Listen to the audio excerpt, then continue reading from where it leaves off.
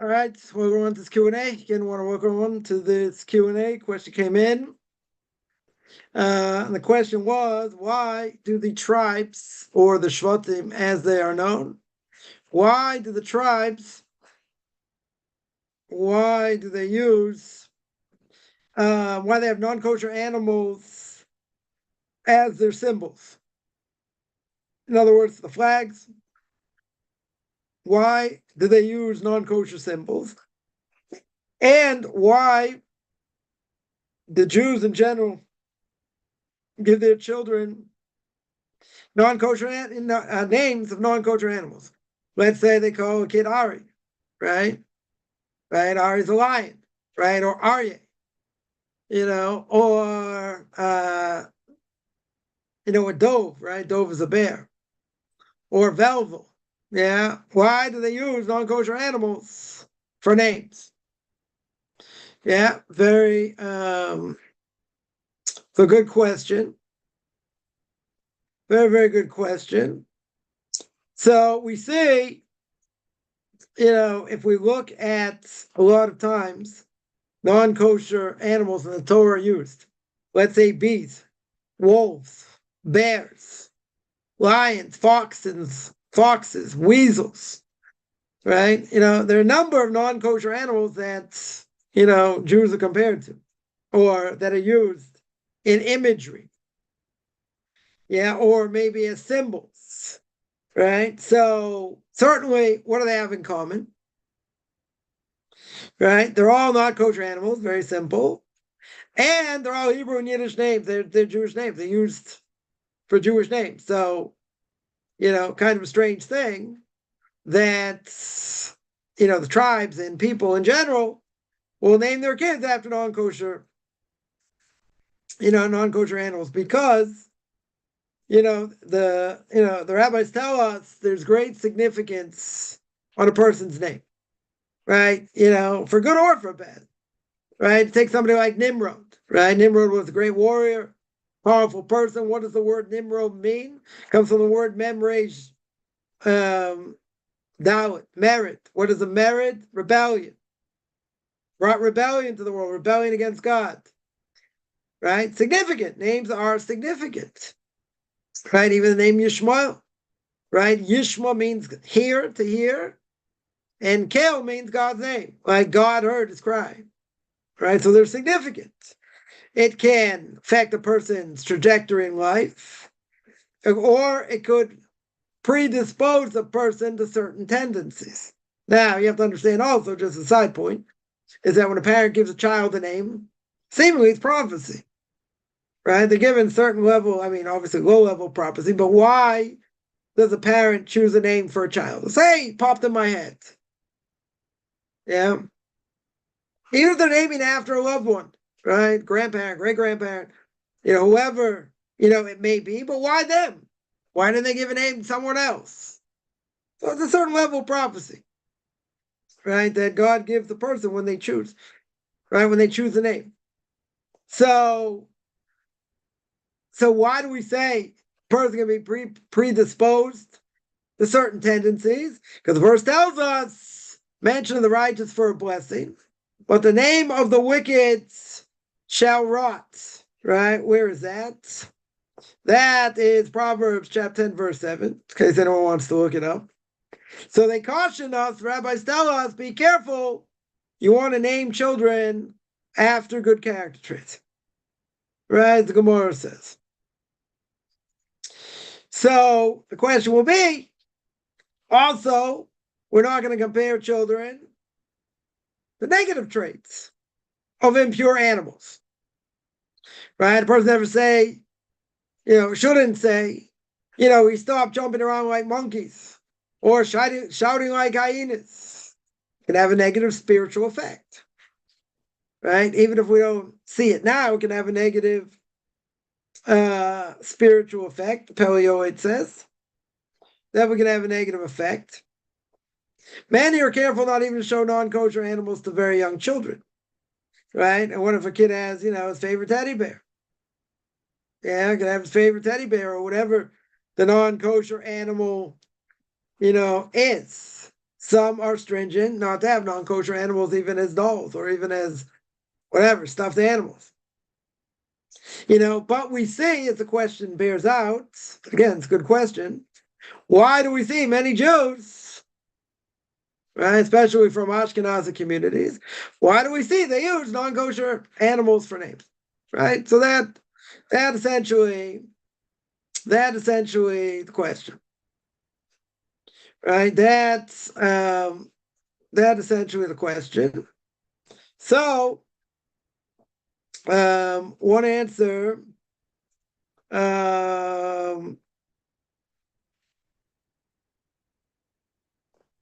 One second.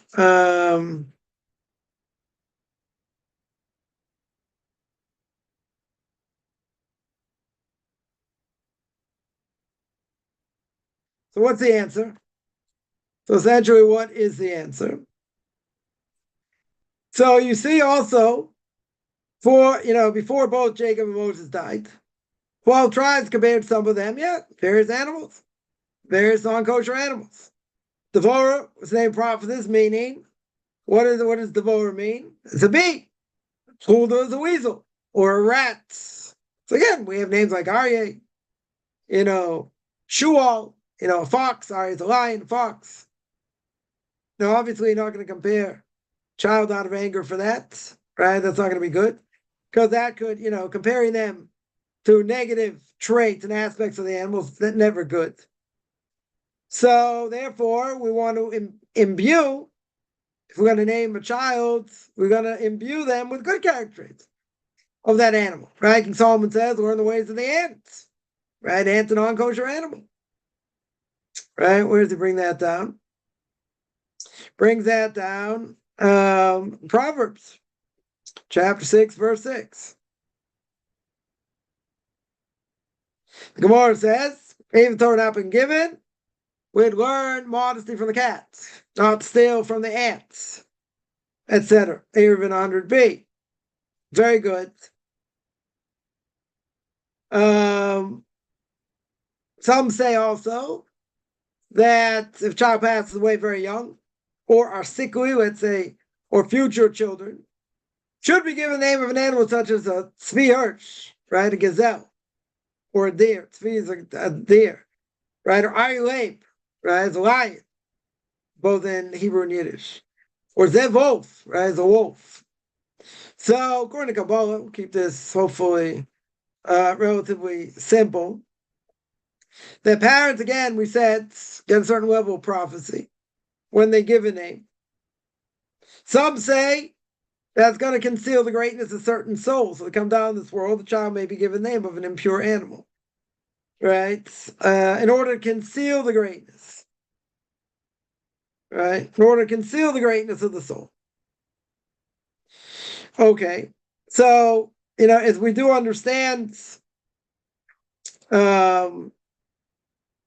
Jewish names are obviously integral part of who we are, right? Make us who we are, so to speak. And what's one of the reasons the Jews came out of Egypt? Because they kept the Jewish names, right? They didn't change their names, didn't change the clothing. What was the third thing? Didn't change their name, and they kept Rosh Chodesh, and they kept the new month, right? They kept them bound to God's Torah. So true. They used names of non-kosher animals. So essentially, if they're taking the goods from that animal, let's say a person calls his son Aryeh, or Ari, could be taking the good quality, the strength of the animal, the power of the animal, not the fact that it rips things to shreds as negative things. Right? We're not necessarily focusing on the negative. Right? But even a non-kosher animal, say like an ant. There are a lot of things you can learn from an ant. Right? One of them is you don't steal. An ant doesn't steal. Or, a cat has modesty more than other animals. Very good. You can say there are bad things also. Okay. Even if there are. As long as you're focusing on the positive, that's okay. Right? But again, person has to realize, as we said, when a parent gives a name, it's a form of prophecy. So therefore, God wants the child to be named this. You're gonna say, what do you mean? You know, you have a lot of Israelis named Nimrod. Why does God want that? So I can't answer. He doesn't, obviously. Right? Not interested that should be the name. But he allows them anyway. But in general, it is, to a certain extent, a form of prophecy. So you can learn good things out of them. Who says you have to only learn the bad? I mean, it's very easy to look at the bad, right? Very, very easy. You can just say, come on, it's got bad character traits, this and that. It's a different issue. Different issue. So that's what I would say on that. But names are significant. Names are definitely significant. So yeah, you want to name, you'd rather name in a positive way. So again, the strength of a lion is not negative. Being cunning as a fox is not negative, per se, if you use it in the right way. It could be used in the wrong way. Okay. Yeah. But for emphasis over here, for different aspects of these animals that are good and used for the good, that's not a problem. Definitely not a problem. But if the focus is on the negative, could be. Let's say a person, focuses on the negative. That's bad. Because, people don't understand this can have a negative effect on the person. So there's a question also just, on that issue. If someone, let's say, has a Jewish organization, are they allowed to take money for charity from secular Jews? Right? Even secular Jews that desecrate Shabbos. So there are two opinions. One opinion is that you shouldn't take money from them. You shouldn't take money from them because, they might get money from desecrating Shabbos. So you shouldn't take money from them. So I'll explain why in a second. But there's a second opinion, right? Another opinion is that taking money from them is a good thing. Why? Not only is it helping, your institution, but it's helping them, right? It's helping them 100%. Because we say mitzvah goreres mitzvah. Person does a mitzvah, the one do more mitzvahs. Very good. If not, if Vera goreres a Vera, a person does the wrong thing.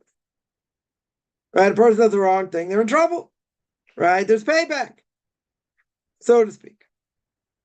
So a person in that sense has to be careful. Definitely have to be careful.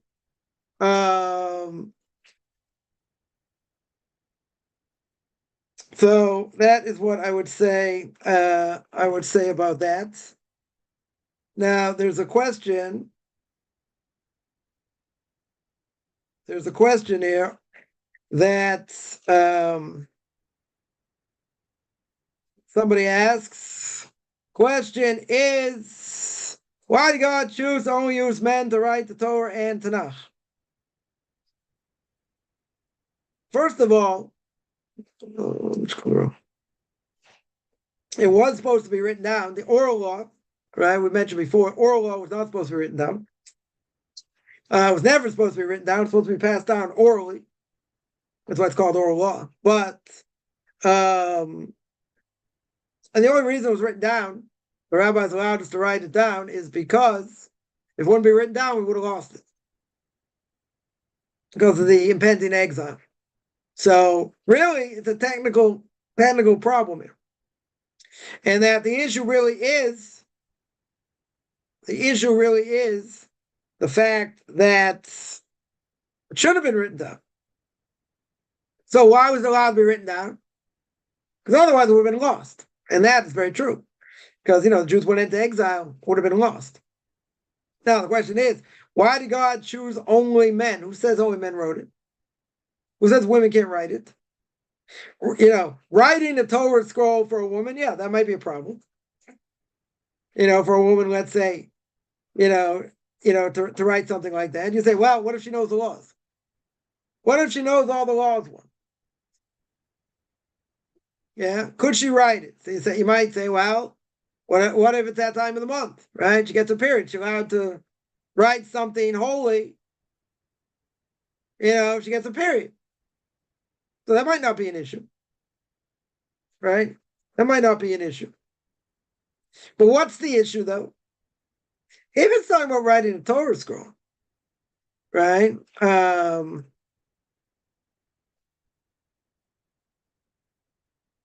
Right? If it's talking about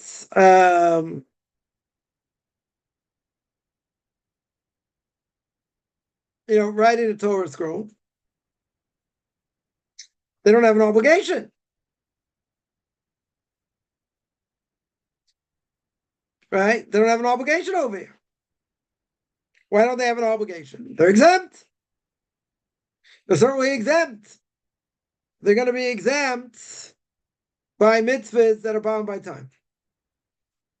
Yeah. They don't have, is there a mitzvah for them? Is there a mitzvah for them to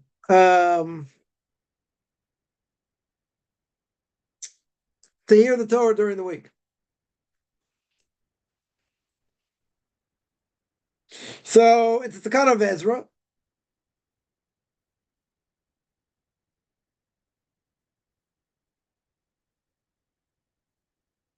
Right? There's a decree of Ezra. They have to hear the Torah 3 times during the week. Monday, Thursday, Shabbos. What's the reason? Right? What's the reason? So Torah, you won't go 2 days without Torah, without hearing Torah. Now, women don't have an obligation to learn Torah. 100%. Right? 100%. They don't have a they're not obligated in it per se. So if they're not obligated,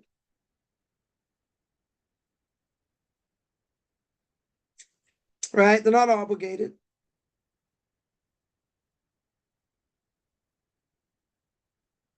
They're not obligated,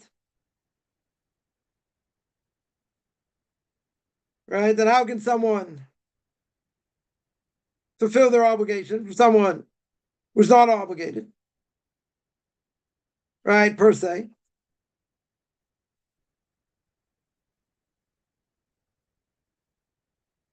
So how can someone fulfill their obligation?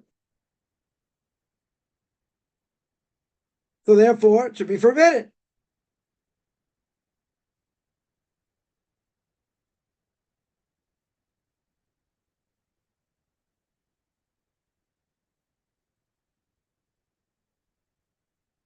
Right now, the question's going to be, what if she did write it? What if she did write it? Are you allowed to use it? So that seems you should be. Really, a woman shouldn't write it, but if it was written properly, right, and she had all the right intention and knew the halachas, really, technically, you probably read from it. But but you got to remember, somebody who does not have an obligation in something cannot fulfill someone else's obligation, right? So writing a mezuzah, again, she has an obligation to put a mezuzah on the door. If a woman lives by herself, any doorway, she has to put a mezuzah up. Very good. Yeah. Well, the thing she has less of a connection to. So if she has less of a connection, she's not obligated. Doesn't have the same obligation. Right? So it would be the same thing. That's what I would say on that. Someone says Didn't King Lemuel's mother tell him what to write in Proverbs 31? I don't know. I don't know. Let's see. Let's see what it says over there.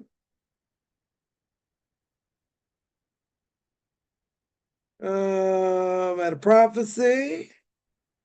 There's the woman, not for kings. Let him drink, forget his poverty. Open him the dumb. Yeah. Husband realizing will lack no gain.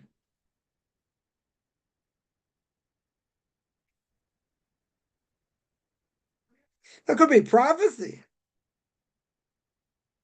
I'm not talking about necessarily writing a Torah scroll.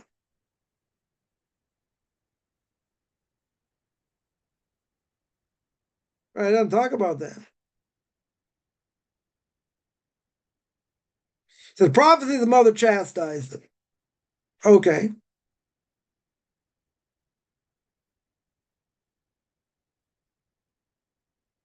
I don't see here where he tells her to write the Torah scroll or write the mezuzah.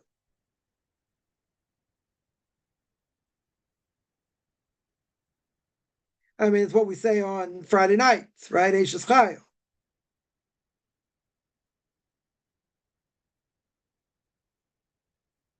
Yeah, a lot of good verses here. And doesn't talk about that. And and let's say the words of, Lemuel the king, a prophecy says, verse 1, chapter 31, verse 1, that his mother chastised. It was a prophecy. Very good. It was the prophecy, his mother chastised him. Okay. Who said she can't write a prophecy?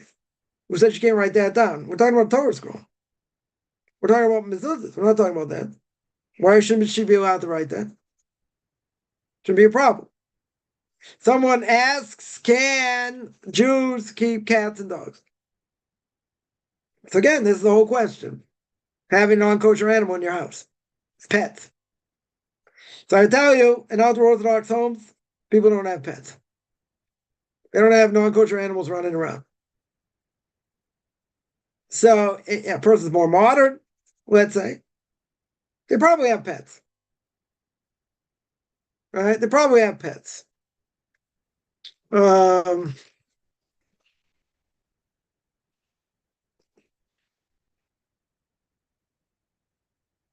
so if the pets are dangerous, yeah, that would be forbidden.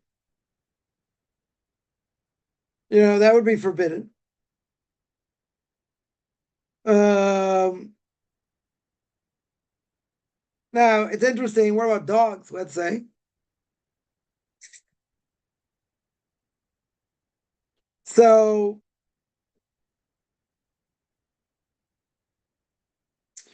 um, dogs, interesting. Um, Dogs are considered, a very impure animal, right? And maybe say a pig is worse. But one commentary says dogs are simply understood to be disgraced animals. Is that right? They're not associated with purity of sacrifice. Others say dogs are used for what? For hunting. Dangerous. Used for idolaters' rites and temple. In idolaters' temples. Others say they're brazen animals. So you couldn't use a dog for sacrifice. Yeah, you need an animal that was humble, so to speak. Dog represents brazenness. Others say that domesticated dogs and their owners are attached to each other. So breaking that attachment is cruel, right? If a dog would be used for something else. So changing dog's ownership, right? Not a source of sacrifice. Some say dogs are used for acts of sexual immorality. So there are a number of reasons here.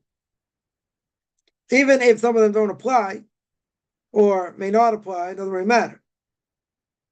Right? Yeah, it's one way. One way, one way of looking at it. Now, again, a person will say, come on, they're not dangerous. It's not a dangerous animal. What's the problem?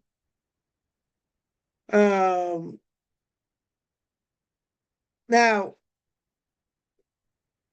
for centuries and way back, even further back, you didn't see Jews had dogs or Jews had pets. Let's say, maybe, maybe they had cats. I don't know, but one simple reason is that you have a non-kosher animal, running around. I don't care if it's dog's best friend or not. And some people would say better not to see non-kosher animal. If possible. But as we said, in outdoor Orthodox homes, you'll never find them. Now, if it's a dangerous animal, that's a different issue, right? That's a different issue. But in general, that's probably one of the main issues. It's probably one of the main issues of having them. But technically, you'll say, like what's the problem? Everybody has pets. A lot of people have pets. Orthodox Jews don't have pets. In general, they don't have pets. It could be for this reason, it could be other reasons. All right, that would be one main reason. Someone here mentions that a bear came out of the woods. If we didn't have dogs, it would be dead. Okay. But that doesn't answer the question. Yeah. The question is, should a person have it or not? Right? So your claim, I'm not denying, maybe it's true. Maybe it's true that the fact that you had a dog or a dog scared off the bear. Okay. Was that let's say you didn't have dogs. Let's say you had no animals, not even fish. Yeah. You didn't have any animals whatsoever. You gonna tell me it's guaranteed the bear's gonna kill you? I don't know. I don't know what the stats are. I'm not saying it's not a dangerous situation. Right? But if you're not meant to die, then having dogs doesn't matter. That's just the reason. You'll tell me scared off the bear. Good. But if your destiny at that point was not to die and you didn't have dogs, couldn't God have made it the bear's not going to attack you or you'd escape? Could have. 100% could have. So you tell me, well, it wasn't for the dogs. No. The bear wouldn't have been scared by the dogs, would have mauled the dogs, and then would have mauled you also, if that's what God wanted. Yeah. But obviously God wanted the bear to be scared by the dogs. Okay. And if he didn't have dogs, so you say 100% I would have been dead. You don't know that. 100% you don't know that. The bear could have, you could have scared the bear or whatever, and the bear wouldn't have done anything. How do I know? Because if God wanted you dead, you would have been dead either way. Right? It just makes it very convenient to say, yeah, the dogs were there, scared off the bear. Okay. And if dogs weren't there, can you say 100% validity you would have died? I don't know. You can't say that. You say maybe the possibility could have happened. Okay. But see, if God runs the world and he's in charge, he didn't want you to die, then that bear wouldn't have killed you. Maybe it would have hurt you, maybe it would have run away, maybe something else would have happened. I don't know. But just because the dogs are there, it only means that was a mechanism God used to save you. And if you didn't have dogs, could have used something else. Well, that's not a proof. You're right. If the dogs weren't there, right. But there's no guarantee you would have died in that case.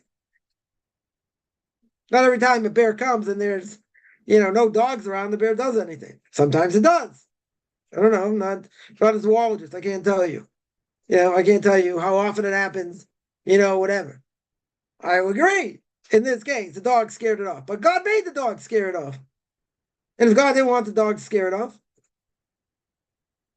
if he wanted you to die, you would have died. Even if the dogs were there. The fact that they weren't there's no guarantee that it wouldn't have happened even without them. That's what I would say on that. How do Orthodox Jews deal with mice? Crap them. They're not good to have around. right? So, or rats. I heard that first the government had a rat. You can kill it, but they want to kill it in a humane way, right? So I heard someone got advice that if you got a cage, drown it, the most humane way. Or person doesn't want to do that, so take it far away from your house and let it loose. You don't have to kill it, per se. Mice never come by themselves; they always come with friends. So you want to get rid of them. So you're right, they carry disease, other things. You don't want them. You can kill them. What's the most humane way to kill them? So I heard to drown them. Right? If you get them stuck on these sticky traps or whatever, okay, it's kind of cruel because if you don't do anything, you just starve them to death. Right? That's not a good thing. Or here, cats hang out, by trash bins. So you just stick the mouse, in the trash bin and let the cats deal with them. Right? That's you can drown them. That's a more humane way. But yeah, you can trap them and do whatever it takes to get rid of them. Yeah, bring an exterminator. A lot of them going to die or whatever. So what? Right? That's also humane. They're dangerous. Can't have them around. Not to mention damage they cause, disease, other things. You don't want them around. Right? So get rid of them. 100%, you get rid of them. Cockroaches, same thing. Do whatever it takes to get rid of them. Right? Yeah, cockroaches are easier. Just, I don't think people have any problem killing them. Mice and rats or whatever. So people may feel bad about killing them. Okay. So either you catch a whole bunch of them, trap them, and go far away and let them go. Right? I don't think it's a good idea because they cause disease and other things. A whole bunch of cats around, feed them to the cats. What's the problem? Yeah, well, kill them. Kill them yourself. Just kill them in a humane way. Starving them to death is not a good way to do it. Right? That I would say is not a good way to do it. Right? You want to drown them? It's more humane. Yeah. Somebody asks,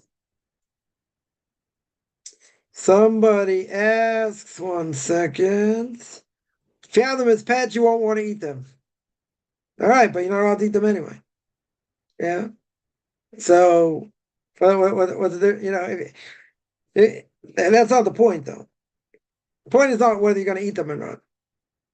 And there is a halacha, by the way, I'll just throw this out there. A single woman should not have a dog as a pet. Certainly not a male dog. Yeah, it's just, not a good thing for a single woman. Yeah, keep that clean. Let's see further. Somebody asks, let's say wife's on a menstrual cycle, family member, loved one of any kind passes away. Would it be obligatory to console and even hold on to her? Consideration you would make her husband unclean. First of all, he doesn't become unclean touching her. We don't have that level of uncleanliness today, right? I mentioned this before. If in the time of the temple, right, when the temple existed, there was a higher level of purity and impurity. So it would seem that a woman would have to have like her own separate house, right? When she gets a period, because whatever she sits on, whatever she touches becomes impure. We don't have that level of impurity today. So basically, even if a woman touched her husband when she's not supposed to, there might be a leniency in that case, maybe. Maybe, but really shouldn't be done. But in either case, the husband does not become impure. She cannot pass over impurity today. No possible way. No possible way, because what the mikveh does is allow her to be permissible to her husband, but essentially doesn't take off other impurity. That impurity it takes off. But other impurity, it doesn't take off, but we're not on that level. We don't have that same level of impurity today. So, all the other things that, if a woman touches something, she sits on something, when she gets the period, okay, that does not apply today.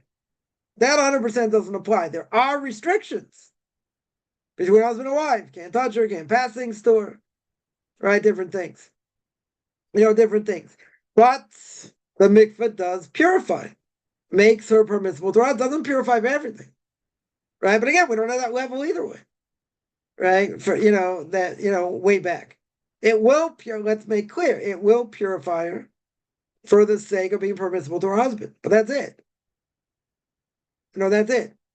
So she came in contact with it doesn't matter she or someone else. A guy came into contact with a dead animal. Yeah, going to the mikveh doesn't take you away from that impurity. It's still impure. Right? The mikveh doesn't help. There's certain things it does not help for. Right? So therefore, we're all in a state of impurity. But it's going to help her be permissible to her husband. So the fact that a woman touches her husband does not make him impure. Right? Does not make him impure. Somebody mentions dogs serve honorably in the IDF. Okay. They may serve honorably in other, in other armies or other armed forces. That was not the question. The question is, should someone have as a pet? That was the question. Can they be used? Can they be used in the army? Why not? There's no reason not to use them. They have a purpose for that. Very good. We're talking specifically, can you use a dog as a pet? Can you have a dog as a pet? I think it's gone, way out of control today. Someone told me a while ago that, once a week, dog goes, like to camp, hang out with other dogs. Tell me it's good for socialization. Okay. I mean, really? Yeah, dog psychologist, I'm in the wrong profession. Yeah, make big money, Okay. I think it's gone, not saying that's what all people do. I'm just saying, like, these are things that are out there that are crazy. That is a crazy thing. Dog needs socialization. Dog's a dog. And if it doesn't go to a dog park once a week, it's not going to find its, true meaning in life just by hanging around the house and going out and going for walks and different things. So people will say, someone told me this. I burst out laughing. They told me this. They said it's good for socialization. You can laugh all you want. Yeah, because it's funny. Coming from a Torah perspective, it's funny. Dogs have feelings. Dogs need to be out there. Really? Dog is a dog. A cat is a cat. That's what they are. People get, I get it. People are attached to them. Okay. I also grew up with a dog. The small poodle. People get attached to it. That's true. For goodness sakes. They need recreation like a kid. You treat it like a kid. They're not kids. They're not humans. What they understand. Some understand more, some understand less. It doesn't matter. I'm not saying you can abuse them. Not talking about that either. Not allowed to abuse animals. Can use them for our needs, but you can't abuse them. Okay. Not mean, for the sake of the dog's social well-being, I have to take it to I have to let it go for for a day, in a dog park or whatever, so they can integrate with other dogs. I think that's a bit much. Yeah, I think that's a bit much. I love dogs. Okay, I don't have any of my own, but I happen to have like dogs. So what? But you want to take them out for a walk. You want to whatever. Okay. But this is like giving human characteristics to an animal. It's an animal. Well, saying an animal doesn't have feeling. I remember I was in ninth grade, my teacher said, go home and scream and yell at your pet and see what the reaction is. Yeah. If you have a dog or a cat, just make fun of it, say all these things and see how they react. Yeah. I tried it. You say to your pet, you stupid, good for nothing, this and that. And they look at you like, come on, let's play. Throw me the ball. They're animals. Again, some have more intelligence than others. Okay, bottom line, they're animals. Yeah, I mean, you can't train them for some things and whatever. Very good. So what? But to tell me they need to get out and socialize, it's one of the family. I get that. I think it's just way too much, way too far. When this, somebody had their dog, and got mauled by a fox. I mean, okay, it's a terrible thing for wait for a dog to die. It's a terrible thing. Yeah. People were commenting on this post like, show us the kid. Like almost like sitting Shiva. Like losing a child. Now, can a pet be like a child for some people? Yes. People get very attached. Okay. I get it. But you're not saying cottage for a dog. For any animal. I don't care how attached you are. Just silly. It's sad, I agree. Person's been around 15 years, 14 years, good things, bad things, this, that. Dog's always been there, faithful servant. Beautiful. It's a dog. It's not a human being. Doesn't mean you have the right to abuse it. Don't get me wrong. Not saying you're allowed to abuse it. Jew or non-Jew. Applies to non-Jews also. You're not allowed to abuse it. Very good. Psychology for a dog? I mean, really? Like I said, I'm in the wrong profession. Definitely in the wrong profession. Someone asked birds in a cage. There are people that have birds. I know someone asked my Rabbi once about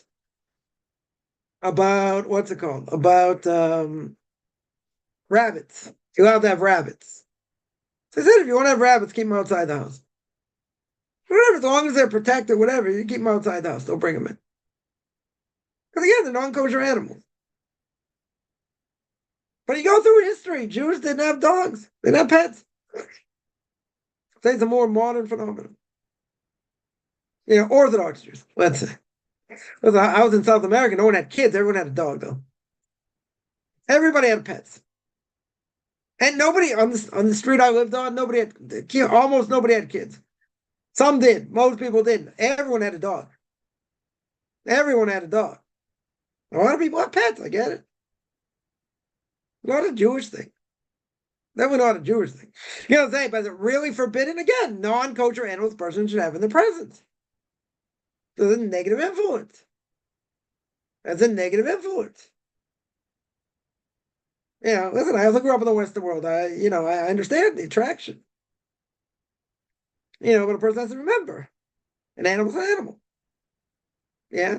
They can have feelings, they can like things, not like things. You got to treat them right. Okay. You have to. You can't abuse them. Right? You sit down to eat, they have to eat first. Their halach is guarding this. Okay. Sending them to camp once a week. Come on. Me personally, I don't think I'm the only one here. Right? I'm sure other people would say the same thing. Yeah, I think it's way too far. Need socialization. Socialization. You take it for a walk, plays with the kids, hang out with it, very good. Sits on the sofa, whatever. Okay. To go out of my way to the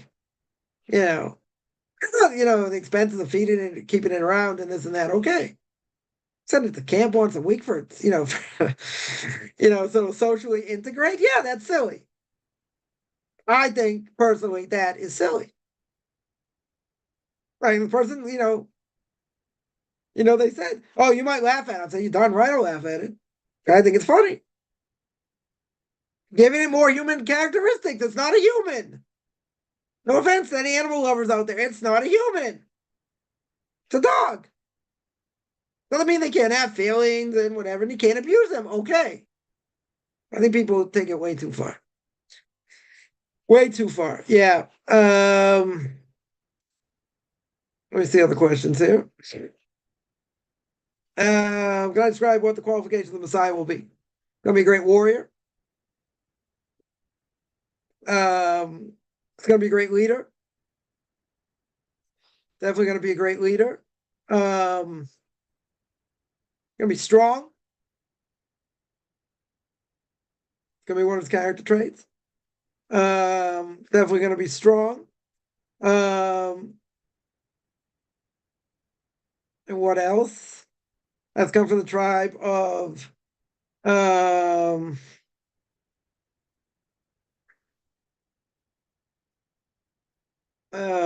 that's come from the tribe of David as well. And it's probably going to be someone that we never would have thought of also. But one thing for sure, it's going to be clear that that person is the Messiah. It's going to be clear. So I would say the most important character trait is going to be the fact that person's a great leader, and it's going to show. It's going to show that. What if dog can't serve the function like on a farm? Well, if you have a farm, then you can have other animals. Okay. Right? Can a person own a farm? They can. I'm not saying they can't. A person has, let's say, horses. They have geese. I don't know. They have chickens. Not necessarily, maybe they're selling their eggs, maybe other things. Okay. If a person wants to be a Jew or is a Jew, living on a farm is going to be problematic because you're probably not going to be near any Jewish community. Probably not near Chabad either. So you have to be in striking distance. And a lot of people, come in contact with a lot of people that have farms. It's a problem. They don't want to live in a city. They don't want to, live in a community like that. I get it, right? But a person wants to be a Jew. If they want to convert, they're going to have to live in a community. Living on a farm is not going to butter the biscuit. Yeah, if they have a farm and they live in the city or whatever, okay. Right? But if you already have a farm, you have a farm. Again, we don't live in an agricultural society. Some people that are agricultural, okay. So that's already going to be outside the question because if you already have other animals, then having a dog or, guard them or if it has a specific function, okay. A person has sheep, let's say. Dog keeps them in line. You have a dog, keeps them in line. Yeah, okay. But that's already, outside the question. We're talking about just having a dog as a pet. If you're using the dog, it's got a specific purpose. That's a different issue. Some people just have dogs, be guard dogs. Yeah. Or something like that. That's all right. Most likely that's all right. We're talking about pets. Right? If you use that dog, this dangerous dog to protect you, and that's the main function. Okay, so yeah, it's also a pet though. But if the main function is there for protection, okay. Right? They do have good functions. Someone to point out, they use them in the IDF, right? Israel Defense Force, yeah. Sure, they use them other places also, not just in Israel. Okay. Yeah, that's a different issue. There are dogs, God forbid, then, get killed also in action, but they have a function. Although there's no question that I know a whole bunch of soldiers here were killed in Gaza. I remember exactly one a while ago. And I don't know if the problem they got ambushed or I don't know, they didn't see something coming. And one of the questions that I don't know, it was someone in the government or it was maybe someone in the army, whoever it was said, why didn't they use a dog first? Okay, if the dog gets killed, the dog gets killed, but soldiers don't get killed. It could save lives. Why didn't they use the dog to scout it out first? It's a question. Now, that you're allowed to. Dogs, in that sense, they have a purpose, okay? But, we're talking specifically about just having them as pets. Doesn't mean they can't serve a purpose. What if someone needs, let's say, a therapy dog? They need it for therapy. Or a cat. And that's going to help them function better. Okay. That's a different issue. That's a different issue. As if a person needs it. Right? But that's a very different issue. They need it for therapy. That's going to help them in other ways. Good. It's going to help them function better. Good. So that I hear. But that's not just saying, well, I like dogs, I like cats, I want to have them as a pet. That's a different issue. This case, they're having the pet for whatever reason, right? I shouldn't say for whatever reason. They're having the pet specifically for therapy. So there are therapy pets. Okay. Even though it's a pet, it's got a higher function. So that's a different issue. right? And if that would be the best way to help treat a person, whatever they're going through, and it's permissible. If you're telling me just to have a dog as a pet in general, that's a different issue, right? It has no purpose. So it keeps me company. Okay. And you can find something else to keep you company, you know? But again, in a more modern community, you won't have this issue. They have pets. They'll say nothing wrong with it. And, it should be nothing forbidden, even if it's a non-kosher animal. See, that's kind of the problem, though, is because these things give off non-kosher vibes. And you're going to say, well, we don't feel it, it's man's best friend, blah, blah, blah. Okay. There's a lot of other things going on, beneath the surface, Kabbalistically, then, yeah, should look at these animals. People love to go to the zoo. Take their kids to the zoo, or maybe they themselves like to go to the zoo. Okay. People don't see the effect. The rabbis understood this. Totally understood this. They can exude non-kosher vibes, which we don't necessarily feel, but they're there. Yeah, someone's come on, abracadabra, so what? We don't see it. Come on. Who's living according to Kabbalistic terms also? This is why you won't see pets in an Orthodox house. Maybe you'll see, maybe someone's got fish. Fish are kosher animals. And if you have non-kosher fish, so what? Yeah, but they're, fish are harmless in that sense. Birds are harmless in that sense. Non-kosher animals, they have certain vibes that can affect the person negatively. We don't see it. We don't necessarily fathom it. It doesn't, keep in mind, without, getting into, Kabbalistic ideas here, keep in mind it has an effect. It has an effect. That's why people won't go near it. I mean, here, like, people, cats are stronger than dogs. So, like, there are people, like, terrified. There are some people terrified of cats, some more, some less, right? But, they are feisty. Here they are feisty. No question. No one has them as pets. I consider like this, disgusting animals because where do they hang out? Garbage. A lot of them hang out in the garbage. They get the best food. Certainly, they'll never starve. And always plenty of food. Because you got bins where people throw stuff in, and and if they're full, they leave them out. And cats have a field day.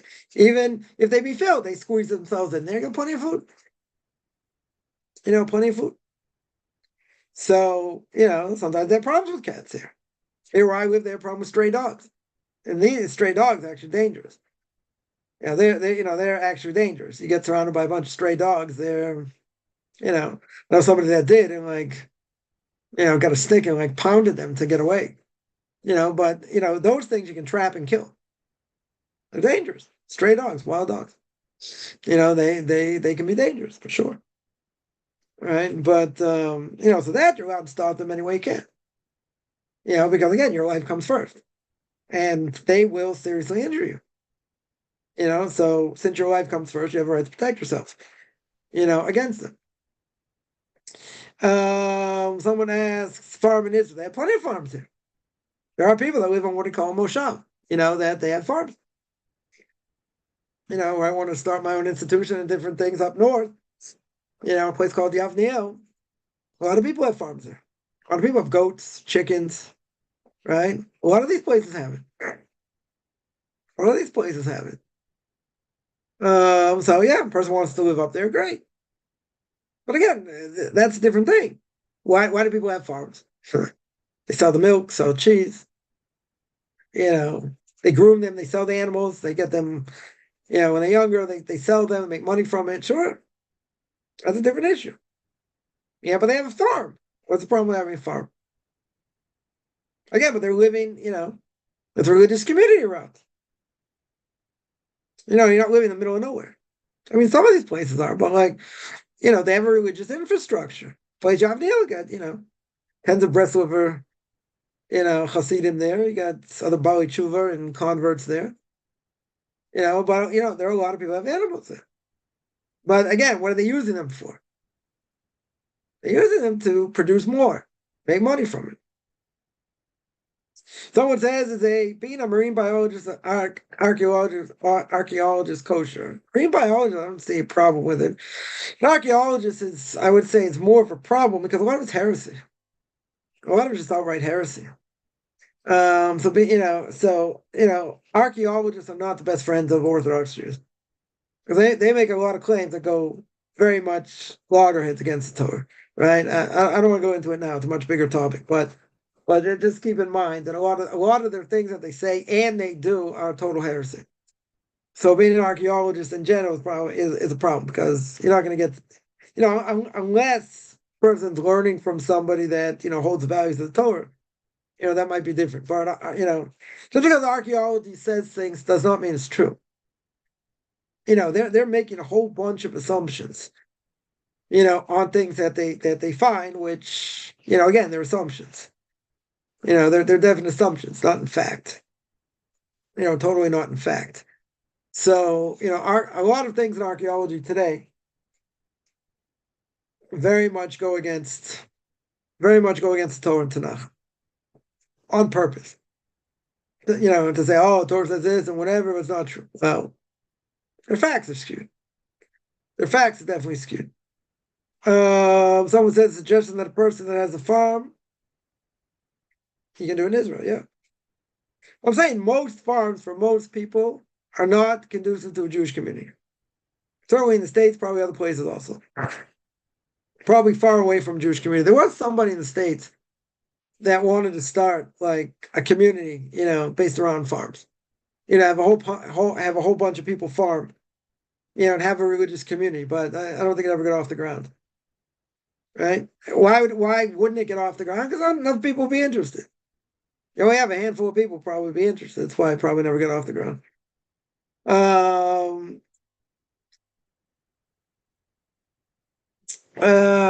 Yeah. Any other questions? I think I answered the main question here.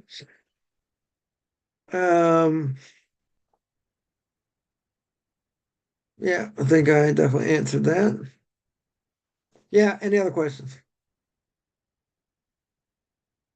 Um,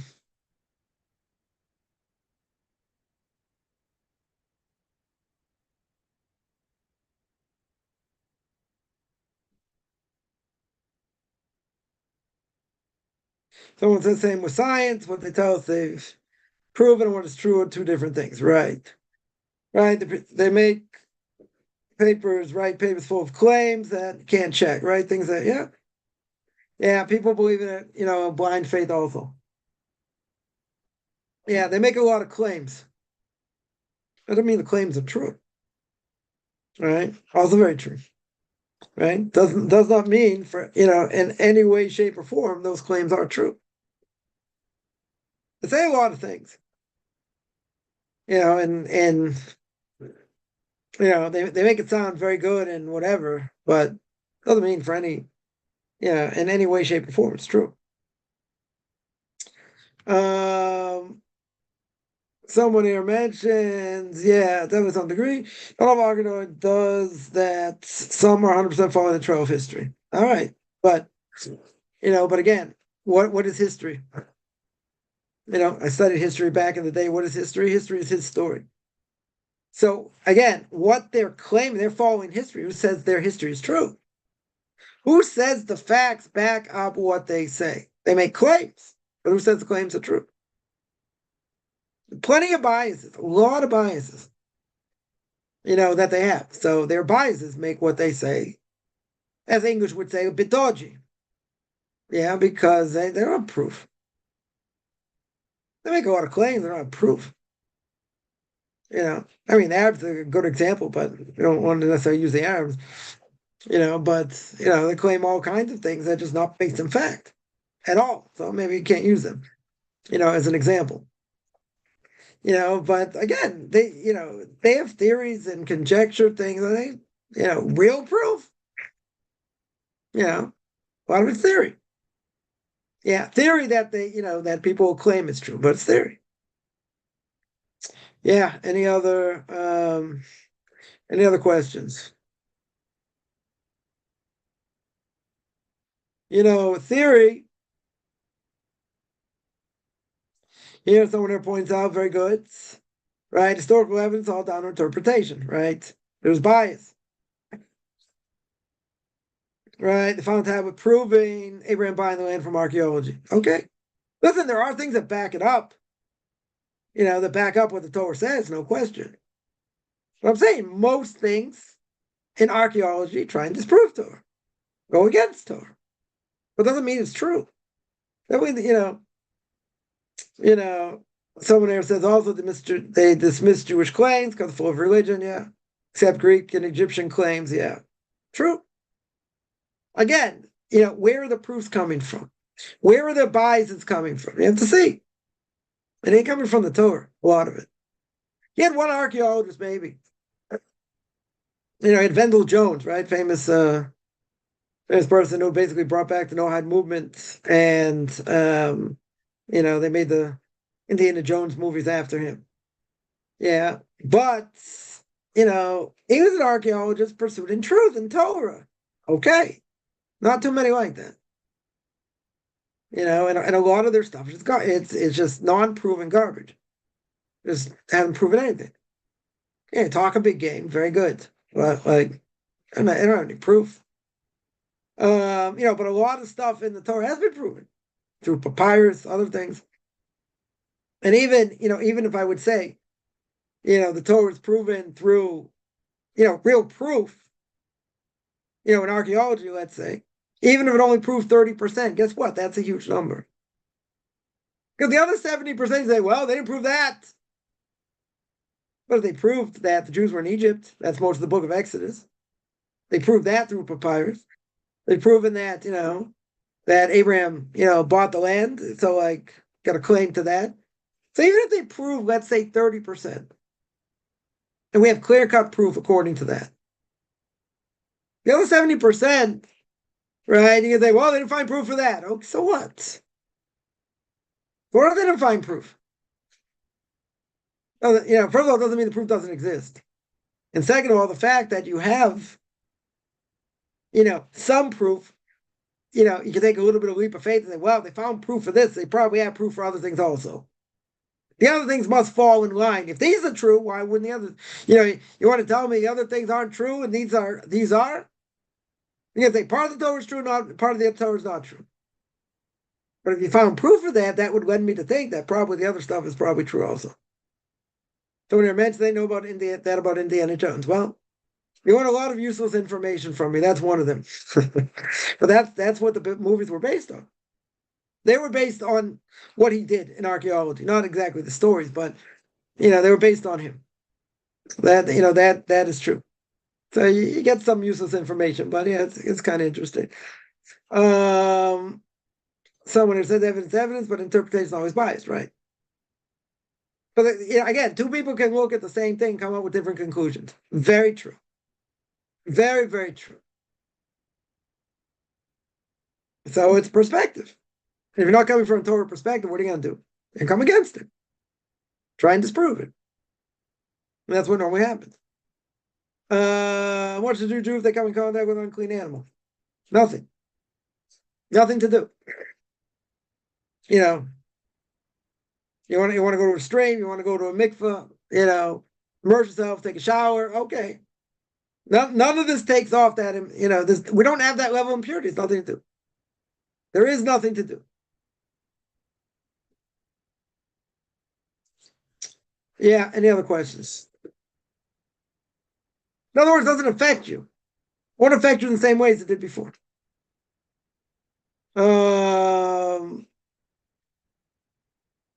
Just because science has a found doesn't mean it doesn't exist, right? Same thing by kashrus, mentioned many times. Right? That we hold that if a person eats something non-kosher, it affects them. Science hasn't proven it. Good. Million things science hasn't proven. Doesn't matter. Doesn't matter if science has proven it or not. Doesn't mean it's not true. Yeah. One other question here. Someone asked, "How do you know God approves of what I'm doing?"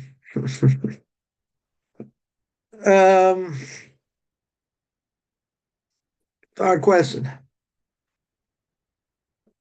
How would we know God approves? If a person's liked by other people, that's brought down, that means God approves of what you're doing. Now, obviously, if a person does something wrong, right, let's say, and there's punishment, right, there's payback, okay. That means God's not happy with what we've done. True. Doesn't mean a person can't repent, but again, God has to discipline. Doesn't mean he's not, that means he's not happy with what we've done. Okay. There's a lot of things we get disciplined for. Okay. Doesn't mean a person can't draw close. Right? It's a hard thing to measure because in essence, what we're saying is I want clear-cut proof. You did this mitzvah now, where's the bounty? Where's the glory I should be feeling from this? Good.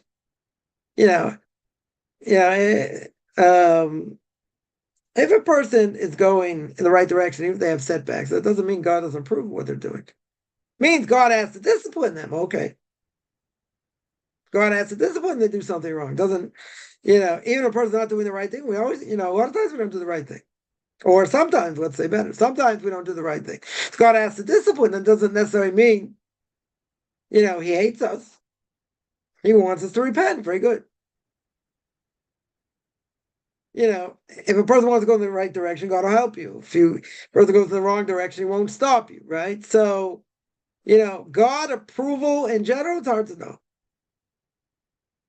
If we're going in the right path and doing the best we can, even if we get tossed around a little bit, does not mean God doesn't approve. He has to punish you. Okay. Doesn't mean he doesn't approve. Right? So if we, I'll say like this. Person has to stand up to family, to friends, and they're making fun of him, this and that. And even if they get made fun of in other things, yeah. And even if a person takes a loss for it, let's say. You guys think God doesn't approve of that? So you have to take a loss for whatever reason. But he stood up for Torah. God approves that. Right? But, it's hard to pinpoint exactly like, in this sense, what I did is God approved. You have to see what the case is. In general, it's hard, it's hard to know. It's hard to truly know. If we're going, the only thing I'll say is if we're going in the right path and trying to do the right thing, yeah, that's God's approval. Where, how do you see it? Well, God just gave me a lot of money.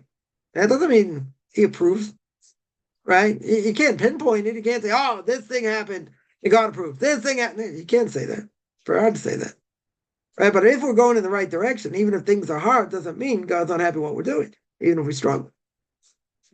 Right? That's not a good answer, but that's what I would that's what I would say. Yeah, I'm gonna stop here. I do this every Tuesday and Thursday, 10 o'clock Eastern time, 5 o'clock Israel time. Anyone has any questions, find me on Facebook at Michael Chaim Kaufman, Beyond Orthodox Conversion Judaism, orthodoxconversion.com, or Beyond Orthodox Conversion Judaism on YouTube. There I got videos on Q&As, ethics of our fathers, Book of Leviticus. Or send me an email, rabbichaimkaufman@gmail.com, RBBICHIMCOFFMAN @gmail.com, which I'm good. Beginning of the day, middle